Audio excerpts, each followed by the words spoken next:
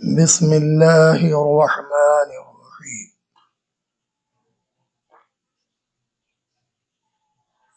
حضرت علامہ مولانا الشیخ ابو عبداللہ محمد بن موسیٰ بن نعمان المراکشی رضی اللہ تعالی عنہ بڑے پائے کے بزرگ اور محدث ہیں۔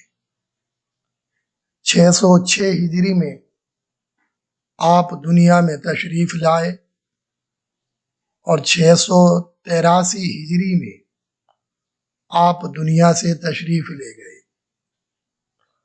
آپ کی ایک بہت مشہور کتاب ہے جس کا نام ہے مصباح الظلام۔ لگ بھگ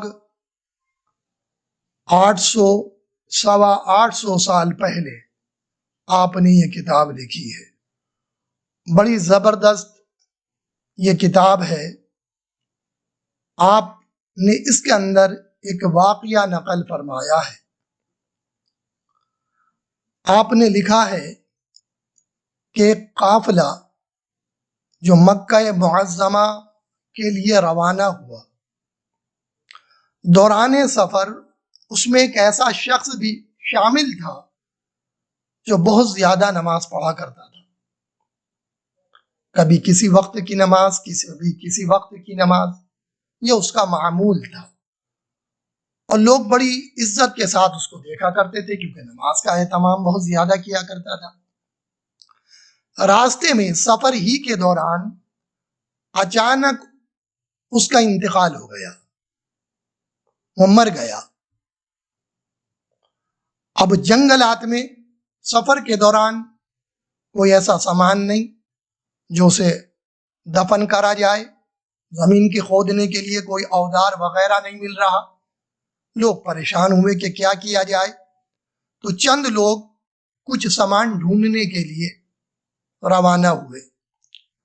تو جب تھوڑی سی دور چلے تو اس جنگل میں ایک خیمہ نظر آیا۔ جب وہ لوگ اس خیمے کے پاس پہنچے تو اس خیمے میں ایک بڑھیا ان کو نظر آئی۔ اس بڑھیا کے پاس ایک کدال رکھی ہوئی تھی۔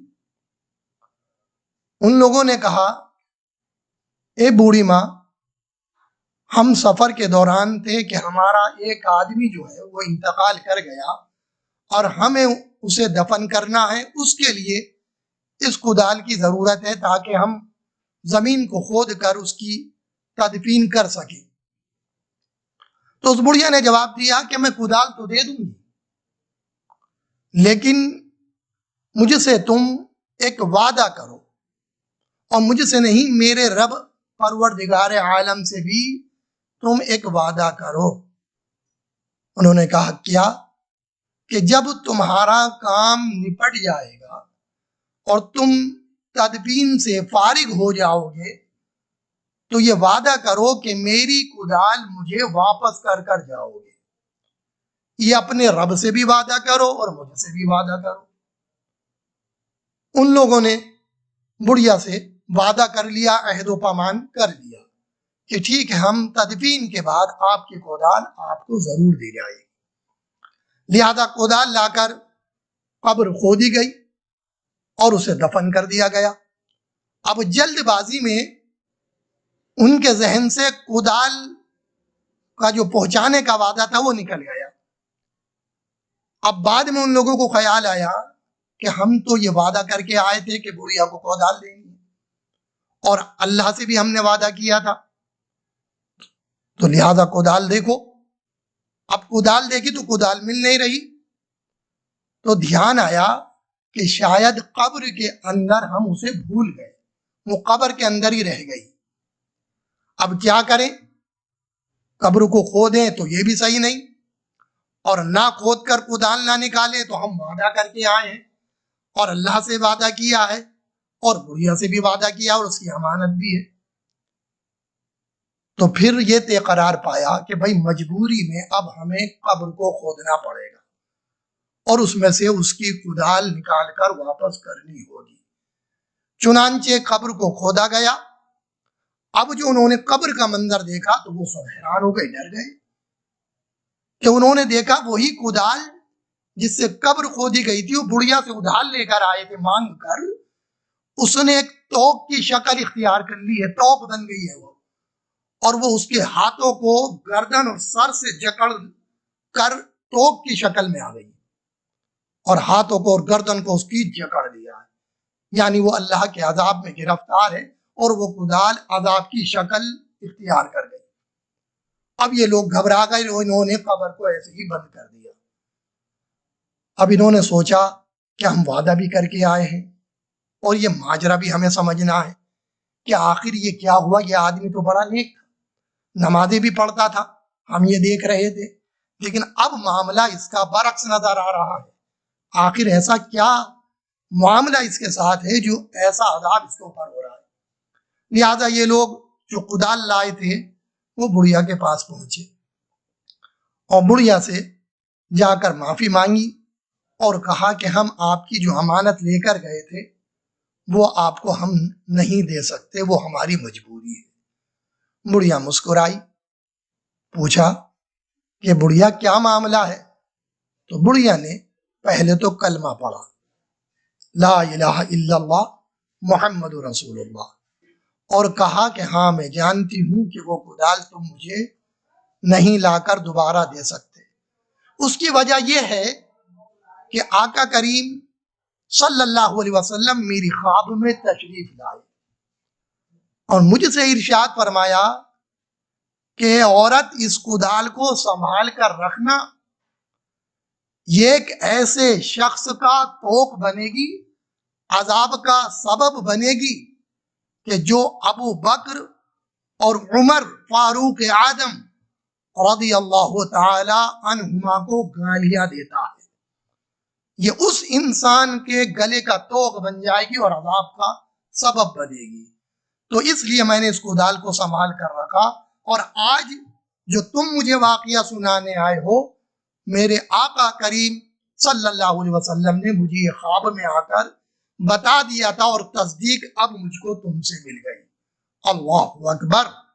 کہ جو شیخین رضی اللہ تعالی عنہما کو برا بھلا کہتے ہیں، اپنی زبانیں ان کے خلاف دراز کرتے ہیں، ان کی شان اقدس میں توہین بھرے الفاظ کہتے ہیں، جس مولوی کو الف سے بے نہیں آتی ہو وہ صدیق اکبر کی صداقت پر بات کرتا ہے، جس مولوی کو عربی گرامر کی الف سے بے نہیں آتی ہو وہ حضرت عمر فاروق اعظم رضی اللہ تعالی عنہ کی عدالت پر جسارت کرتا ہے، آپ کے لیے نازیبا کلمات کہتا ہے، آپ کو یہ کہتا ہے کہ آپ مرتد ہو گئے، معاذ اللہ ثم معاذ اللہ، کہ آپ حضور کے پردہ فرمانے کے بعد دین سے خارج ہو گئے، اور آپ نے اہل بیت رضوان اللہ تعالی علیہ مجمعین پر ظلم و ستم ڈھایا ہے۔ مسلمانوں کان کھول کر سنو، جو لوگ تمہیں اس طرح سے ورگلاتے ہوں، اس طرح کی تمہیں باتیں بتاتے ہوں، خدا را ان سے اپنے ایمان کی حفاظت کیجیے، ان کے قریب نہ جائیے، ان کے پاس مت بیٹھیے، وہ خود بھی گمراہ ہیں اور تمہیں بھی گمراہ کر دیں گے۔ کہ دیکھ لیے یہ انسان اس واقعے کے اندر آپ نے دیکھا کہ یہ نمازی ہے، نمازیں پڑھتا تھا، اس کی نمازوں کا شور تھا، لیکن شیخین کے لیے یہ گالیاں بکتا تھا، ان کو برا بھلا کہتا تھا۔ تو دیکھ لیجئے کہ دنیا میں اللہ تبارک و تعالی نے اس پر عذاب نازل فرما دیا، اور قبر میں اس پر عذاب ہو رہا ہے، اور آخرت میں بھی عذاب ہوگا۔ اس نے اپنی دنیا بھی برباد کر دی اور اپنی آخرت بھی برباد کر ڈالی۔ تو مسلمانوں، کسی کے علم سے آپ دباؤ میں مت آئیے، کسی کی روزے نماز کو دیکھ کر آپ یہ مت سمجھیے کہ یہ جو گفتگو کر رہا ہے اس کی گفتگو صحیح ہے، نہیں۔ شیخین رضی اللہ تعالی عنہما، حضرت ابو بکر صدیق، حضرت عمر فاروق اعظم رضی اللہ تعالی عنہما، اور تمام صحابہ کرام رضوان اللہ تعالی علیہ مجمعین ہمارے سروں کے تاج ہیں۔ حضور نے ان سے محبت فرمائی ہے، اللہ نے انہیں بشارت دی ہے، رضی اللہ عنہ ورضوا عنہ، اللہ ان سے راضی ہوا اور یہ رب سے راضی ہوئے، ان کے لیے جنت ہے۔ حضور نبی کریم صلی اللہ علیہ وسلم نے ان کے لیے دعائیں کی ہیں۔ خلیفہ اول صدیق اکبر ہے، خلیفہ دوم حضرت عمر فاروق اعظم رضی اللہ تعالی عنہما ہے، اور حضرات گرامی ان دونوں کا یہ فرمان ہے کہ حضور صلی اللہ علیہ وسلم کی رضا جس میں ہے اس میں ہماری رضا ہے، اور ہمیں اپنے رشتہ داروں سے زیادہ حضور نبی کریم صلی اللہ علیہ وسلم کے رشتہ دار عزیز ہیں، اور ہمیں اپنے قرابت دار سے زیادہ آقا کریم صلی اللہ علیہ وسلم کے قرابت دار سے محبت ہے۔ اس لیے یہ دونوں شیخین رضی اللہ تعالی عنہما حضور سے جو بھی نسبت کسی چیز کی رہی، انسان کی رہی یا کسی اور شے کی رہی، تو انہوں نے اس سے محبت کی ہے، اس کی تعظیم کی ہے۔ سینکڑوں حدیث، سینکڑوں واقعات ایسے موجود ہیں کہ جن میں ہمیں یہ ملتا ہے کہ ان دونوں نے وہ محبت کے کارنامے انجام دیے ہیں، اور ایسے واقعات ہمیں ملتے ہیں کہ ہماری عقل دنگ رہ جاتی ہے کہ کیسی محبت یہ دونوں حضور صلی اللہ علیہ وسلم اور آپ کی آل و اولاد سے کیا کرتے تھے، اور اپنے غلاموں کو بھی انہوں نے درس دیا ہے کہ تمہیں بھی اسی طرح سے آقا صلی اللہ علیہ وسلم اور آپ کی آل و اولاد، آپ کے قرابت دار، آپ کے اہل بیت سے محبت کرنی ہے۔